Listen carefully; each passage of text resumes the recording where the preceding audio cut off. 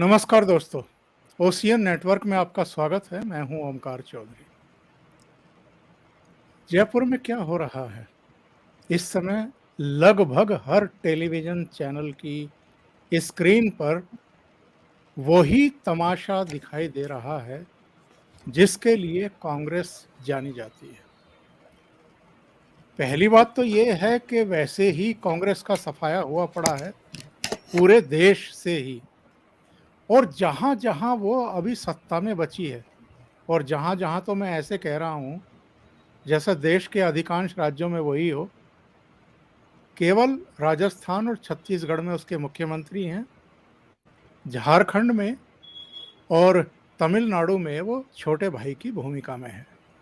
इसके अलावा कहीं वो सत्ता में है नहीं। और जहाँ है यानी राजस्थान में और छत्तीसगढ़ में, वहाँ भी अंतर कलह से जूझ रही है। छत्तीसगढ़ की तो आज क्या चर्चा करें, क्योंकि राजस्थान इस समय छाया हुआ है।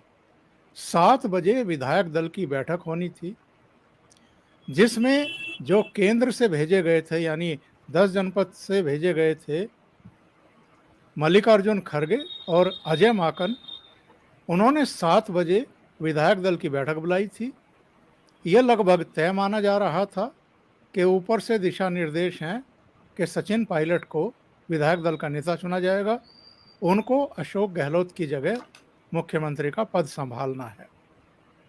लेकिन जिसको ये लोग अब तक हाई कमान मानते आए हैं, वो हाई कमान क्या बचा है? क्या उनकी पावर बची है? या जो वो चाहते हैं, क्या अलग-अलग राज्यों के जो मठाधीश हैं कांग्रेस के, वो उनकी मानने और सुनने को भी आज की तारीख में तैयार हैं?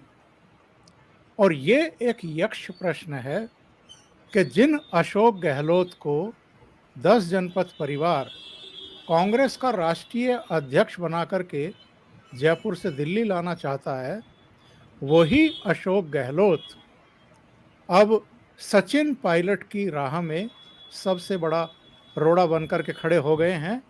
यानी जिनको सोनिया गांधी का परिवार अपनी जुबान दे चुका है, वादा कर चुका है कि हम अशोक गहलोत के बाद आपको वहाँ कमान सौंपेंगे, उनके राह में भी उनके 50 एमएलए खड़े हो गए हैं, जो शांति धालीवाल के यहाँ चाय पकौड़े खा रहे थे और अभी सुन रहे हैं कि बस में सवार होकर के जा रहे हैं। कहाँ जा रहे हैं? कुछ पता नहीं है। क्या विधायक दल की बैठक में ही जा रहे हैं? कुछ लोगों का कहना है हम तो मुख्यमंत्री आवास जाएंगे या सीपी जोशी के यहाँ जाएंगे।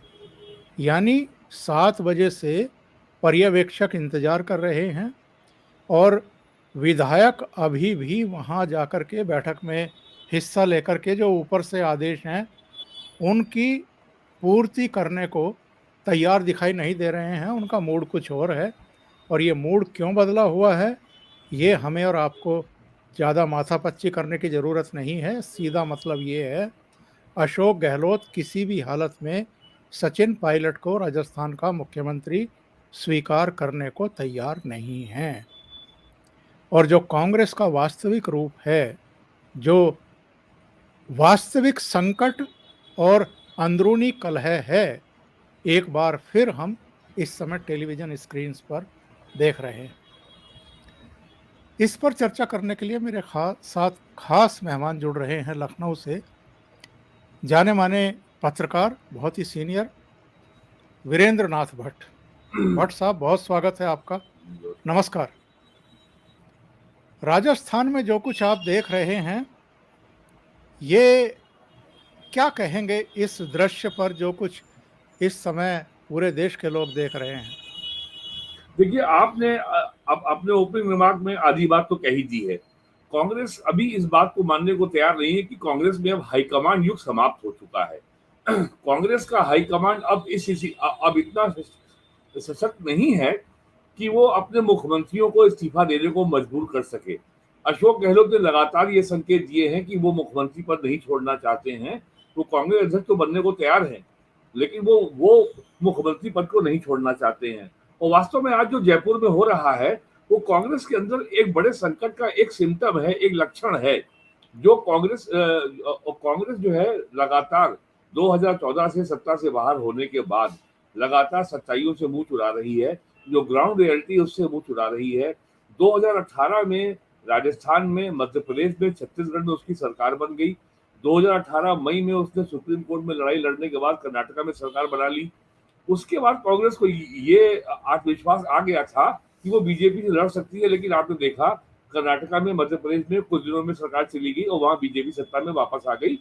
वो अलग बात है कि उसमें उसमें आरोप लगे कि साहब आपने एमएलए को जोड़ तोड़ की, खरीदारी की, हॉर्स ट्रेडिंग की, सब हुआ। राजस्थान में भी ऐसा कुछ प्रयास हुआ था जुलाई 21 में, लेकिन सफल नहीं हुआ। तो ये एक बड़े संकट का संकेत है कांग्रेस के, जो कांग्रेस लगातार इससे मुंह चुरा रही है। और जो कांग्रेस लोग साफ साफ कहने में कतराते हैं कि आखिरकार कांग्रेस को अध्यक्ष की जरूरत क्या है। अध्यक्ष की जरूरत इसलिए है कि राजस्थान अभी इस साल दो राज्यों में चुनाव है, हिमाचल में, गुजरात में। अगले साल मई 23 में चुनाव है कर्नाटक में। अक्टूबर नवंबर 23 में चुनाव है मध्य प्रदेश में, राजस्थान में, छत्तीसगढ़ में। तो जी। ये जो 6 राज्य जो अहम हैं जहां चुनाव है, ये जो है और ये भारतीय जनता पार्टी कांग्रेस दोनों के लिए बहुत महत्वपूर्ण है। उसके बाद 2024 अप्रैल मई में लोकसभा का चुनाव है। कांग्रेस लगातार अब तक करीब 39 चुनाव हारी है सोनिया गांधी और राहुल गांधी के राज में, जो स्टेट असेंबलीज के चुनाव हुए हैं, पार्लियामेंट के चुनाव हुए हैं। तो अब 2024 में ये कांग्रेस को एक राष्ट्रीय अध्यक्ष नहीं चाहिए। कांग्रेस को अगर क्रिकेट की भाषा में कहें तो एक नाइट वॉचमैन चाहिए, जो 2024 की हार का ठीकरा अपने सर पे ले सके। सोनिया गांधी का अब अवस्था हो गई है, उम्र हो गई है, उनका स्वास्थ्य भी भी के चलते उनके लिए कांग्रेस अध्यक्ष के राष्ट्रीय अध्यक्ष की जिम्मेदारी को निभा पाना अब इतना आसान नहीं होगा। राहुल गांधी अभी भी ही remains a very reluctant politician, बहुत बेजार हैं, बहुत ज्यादा उनमें स्पार्क, बहुत ज्यादा अंदर से उत्साह से भरे हुए नहीं है अध्यक्ष बनने को। तो राहुल गांधी के ऊपर हार के इतने ठप्पे लग चुके हैं और लॉन्च पे लॉन्च उनका हो रहा है। इस समय फिर से जो जो यात्रा उसको उसको भले नाम दिया गया हो भारत जोड़ो यात्रा, लेकिन वो है तो एक तरीके से राहुल गांधी का एक लॉन्चिंग प्रोग्राम ही है वो, उससे अधिक कुछ नहीं है।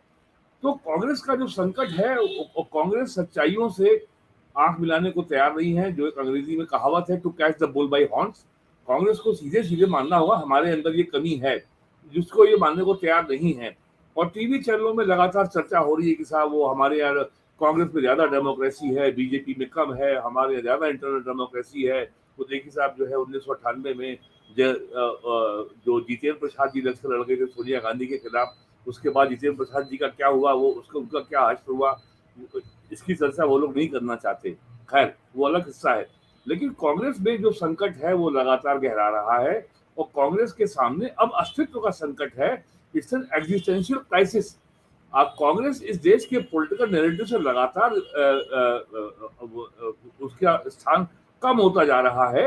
और जिस तरीके से आम आदमी पार्टी, जो कांग्रेस का वोटर जो अब कांग्रेस से निराश है, जो कांग्रेस से डिसइल्यूजन्ड है, वो अब आम आदमी पार्टी की ओर शिफ्ट हो रहा है। पंजाब में पूरी तरह हो चुका है और गुजरात में हो रहा है।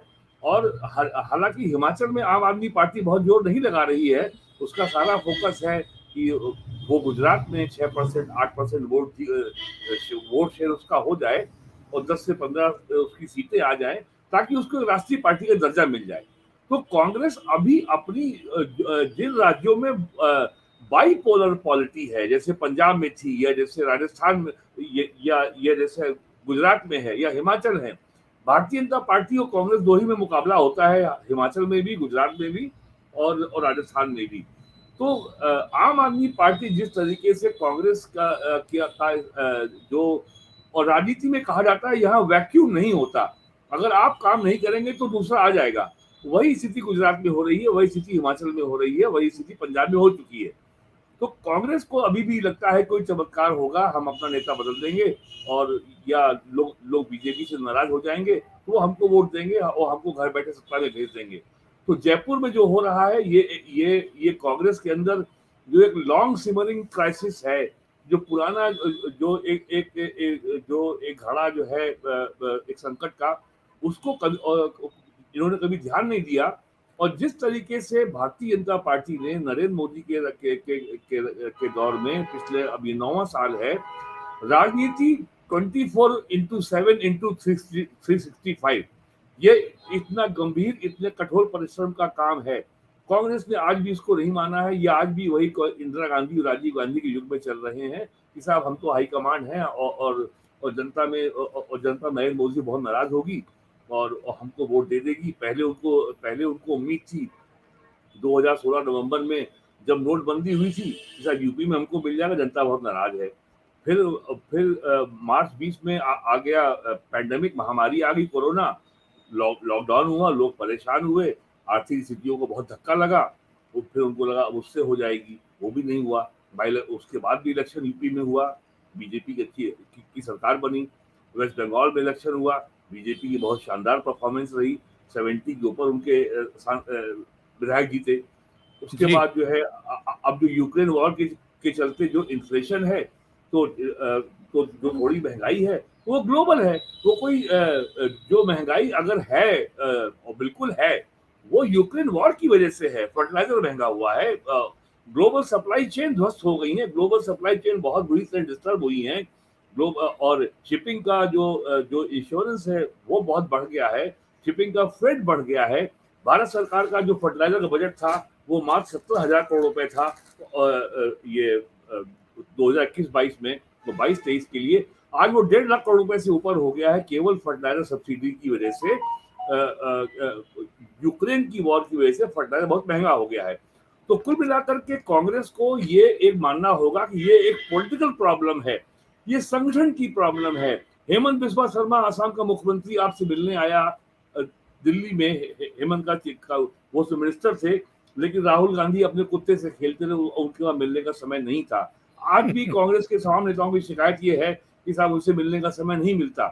तो अगर पार्टी का टॉप लीडर अगर अपने राज्य के बड़े नेताओं से नहीं मिलेगा और जो नेतृत्व होता है उसका काम ही क्या होता है, उसका केवल मुख्य काम ये होता है कि पार्टी में जो विरोध है, जो अंतर विरोध है, जो कलह है, उसमें रिकंसिलिएशन, उसमें समाधान और उसमें बीच बचाव। और जो अगर राजस्थान में गुटबाजी है ये सचिन पायलट में और अशोक गहलोत में, तो ये कमांड हाई कमांड का था कि वो उसका एक एमिकेबल हल निकालें और ऐसी स्थितियां पैदा करें कि इन दोनों की गुटबाजी के चलते पार्टी कमजोर ना हो, पार्टी का संगठन भी मजबूत रहे, पार्टी के कैडर का भी मनोबल बना रहे, जनता को जो आपने वादे किए थे, जनता की जो आकांक्षाएं थी वो भी पूरी हो। लेकिन जुलाई 20 में संकट आया था, आपको याद होगा, सब जो है राजस्थान के एमएलए हरियाणा चले गए थे, बीजेपी के एमएलए भी हरियाणा गए थे और छत्तीसगढ़ भी गए थे और लेकिन सरकार बच गई थी। आज 2 साल से ऊपर हो गया है, क्या आपको कभी लगा कि कांग्रेस ने कोई गंभीर पॉलिटिकल ऑपरेशन किया हो कि भाई इस मामले को हल किया जाए? यूपी में बीजेपी की सरकार है, बहुत क्लियर बहुमत था। जनवरी 2021 में ए.के. शर्मा को जो समय भारत सरकार में सेक्रेटरी थे, गुजरात कैडर के आईएएस अफसर थे, उनको कहा गया कि साहब इनको एमएलसी बनाना है, एमएलसी बना दिया गया। यहाँ बहुत चर्चा हुई कि साहब वो डिप्टी सीएम बनेंगे। अप्रैल 21 में पंचायत चुनाव हुआ, बीजेपी को उसमें हार का सामना करना पड़ा, लेकिन उसी के बाद से बीजेपी का जो पूरा संगठन का तंत्र है वो सक्रिय हुआ और उसका जो है जो संगठन के को दुष्ट करने का काम, संगठन के जितने अंतर विरोध थे, जो विधायकों में, सांसदों में और पार्टी के नेताओं में जो मुख्यमंत्री को लेकर शिकायतें थी या जो नाराजगी थी, सारी बातों को उन्होंने हैंडल किया। और आप देखिए मार्च 2022 में असेंबली में चुनाव हुआ, अखिलेश यादव को ये पूरी उम्मीद थी सरकार हमारी बनेगी, लेकिन भारतीय जनता पार्टी के नेतृत्व की जो एक क्षमता है कि संगठन के अंदर, सरकार के अंदर जो भी विरोध, अंतर विरोध, जो कलह है, उसका राजनीतिक स्तर पर राजनीतिक तरीके से समाधान किया जाए, और वो किया गया, वो भी हर राज्य में कर रहे हैं। तो कांग्रेस पर यही काम नहीं कर रही है। और वास्तव में तो ये कहूंगा कि कांग्रेस के अंदर अब वो पॉलिटिकल डेप्थ, वो राजनीतिक गहराई, वो राजनीतिक क्षमता ही नहीं बची है कि वो संगठन को चलाने के लिए जिस राजनीतिक क्षमता की आवश्यकता होती है, जिस लीडरशिप क्वालिटी की, जिस फोरसाइट की आवश्यकता होती है, वो उस क्षमता वाला नेता आज कांग्रेस में दिखाई नहीं पड़ता। और मैं तो हैरान हूं कि दिग्विजय सिंह, मध्य प्रदेश के भूतपूर्व मुख्यमंत्री, जो राहुल गांधी की देश जोड़ो यात्रा में चल रहे हैं, वो ये बता रहे हैं कि पीएफआई जैसा आतंकवादी संगठन और विश्व हिंदू परिषद और भारतीय और बजरंग दल और राष्ट्रीय स्वयं सेवक संघ सब एक थाली के चट्टे बट्टे हैं। जो व्यक्ति लंबे समय तक मध्य प्रदेश का मुख्यमंत्री रहा हो और दूसरा या तीसरा टर्म वो जो है राज्यसभा के मेंबर हैं, वो इतना गैर जिम्मेदार बयान दे सकते हैं। मैं तो मेरे लिए तो यकीन करना मुश्किल था। तो कांग्रेस का जो संकट है आपको चारों ओर दिखाई पड़ रहा है, और इस समय वो फोकस हो गया है राजस्थान में। और ये मुझे नहीं लगता कि अशोक गहलोत के साथ में 102 से अधिक एमएलए हैं, तो इतने अधिक। और अशोक वाकन का क्या है कद राजनीति में? अशोक वाकन वहां पे हाईकमान के ऑब्जर्वर बन के गए हैं। उन्हें कोई विधायक, शायद आधे विधायक तो उनको पहचानते भी नहीं होंगे। अजय माकन जी। हाँ, अजय माकन को शायद आधे विधायक पहचानते भी नहीं होंगे। वो कभी सही। जीवन में ना विधायक रहे, ना कभी सांसद रहे, ना कभी मिनिस्टर रहे। उनका कोई संगठन में बहुत लंबा अनुभव नहीं है।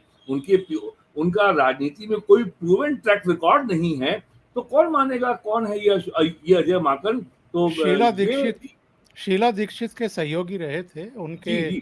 तो उनके ये जो मंत्री भी है रहे थे जी। कांग्रेस के एक बड़े जो जयपुर में हो रहा है, वो कांग्रेस के अंदर एक बड़े संकट का एक लक्षण है, और एक मात्र सिम्टम है। अगर कांग्रेस अगर अशोक गहलोत को हटा करके सचिन पायलट को या सीपी जोशी को मुख्यमंत्री बनवा भी लेती है, तो भी ये संकट हल नहीं होने वाला है। कांग्रेस का संकट ये अब एक बहुत ही पेनफुल सर्जरी की इस समय जरूरत है। And leader has to lead from the front. वो केवल ट्वीट करने से काम नहीं चलने वाला है। तो ये और पिछले 8 साल में कांग्रेस के सामने इस तरह के संकट लगातार आए हैं, लेकिन कांग्रेस आज भी मुंह चुरा रही है। और उसने मान लिया है कि बीजेपी कोई गोल्ड स्टैंडर्ड है। हर मामले में तुलना करो बीजेपी से, और हम उनसे यहाँ अच्छे हैं। अरे बीजेपी क्या कोई गोल्ड स्टैंडर्ड है जिससे जो है सोने की इंटरनेशनल वैल्यू तय होती है? तो ये जो है ये कोई सामान्य घटना नहीं है। टीवी चैनल में जो आ रहा है, अगर आप बिटवीन द लाइन समझें, तो कांग्रेस के हाईकमान की, कांग्रेस की लीडरशिप की जो अक्षमता है इस क्राइसिस से निपटने के लिए, वो इस समय बहुत मैग्नीफाई हो रही है। वो बहुत साफ तरीके से सामने आ रही है। और क्या ये नहीं लगता है वीरेंद्र जी कि ये अध्यक्ष जब बन जाएंगे तो बहुत ही नैरो माइंडेड रहेंगे, बहुत छोटे दिल से काम करेंगे, और ये जो प्रेशर टैक्टिस है इनकी, क्योंकि अभी अभी बयान आया है इनका, इन्होंने कहा है कि मैं तो पिछले 40 साल से मुझे कांग्रेस ने बहुत कुछ दिया है, अहम पदों पर मैं रहा हूं, अब चाहता हूं कि नई पीढ़ी जो है वो आगे आकर के नेतृत्व संभाले। इसका मतलब ये है कि जो बवाल पिछले 2 ढाई 3 घंटे से हम जयपुर में देख रहे हैं, उसके बाद फिर ऊपर से कोई मैसेज उन तक पहुंचा है और वो फिर अपना नरम रुख अख्तियार कर रहे हैं।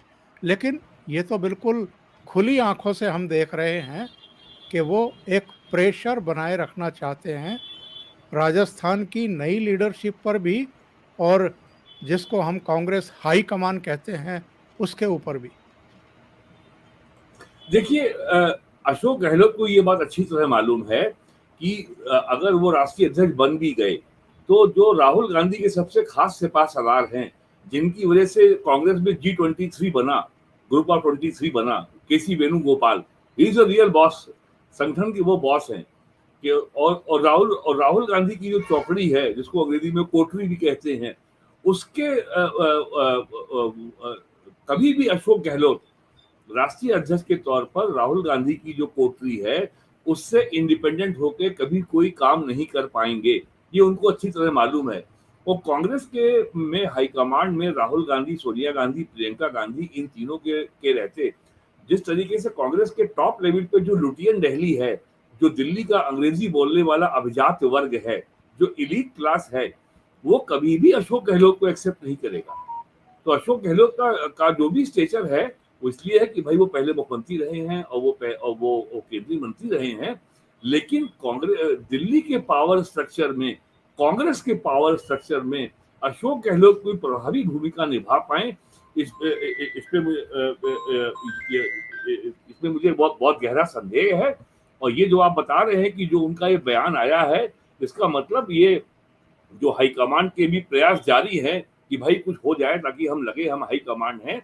और कांग्रेस और राजस्थान में किस तरह का निर्णय होता है, ऊंट किस करवट बैठता है, इससे पूरे कांग्रेस के हाईकमान की प्रतिष्ठा जुड़ी हुई है, पूरी साख जुड़ी हुई है। और जो उन्होंने जो टाइम टेबल जारी किया है, अपने इलेक्शन शेड्यूल जो जारी किया है, उसके मुताबिक अब गहलोत के पास ज्यादा समय नहीं है। नॉमिनेशन फाइल करने के पहले उनको इस्तीफा देना होगा। तो ये जो है ये जो चुनाव का संकट आया है कांग्रेस के लिए, ये बहुत बड़े अस्तित्व का संकट आया है। ये इतना आसान नहीं होगा। और ये कांग्रेस के लिए इसलिए भी इम्पोर्टेंट है कि अगले महीने ही चुनाव है हिमाचल में और गुजरात में, जहां कांग्रेस जो है हमेशा वहां बाइपोलर पॉलिटी है, या तो बीजेपी आती है या कांग्रेस आती है।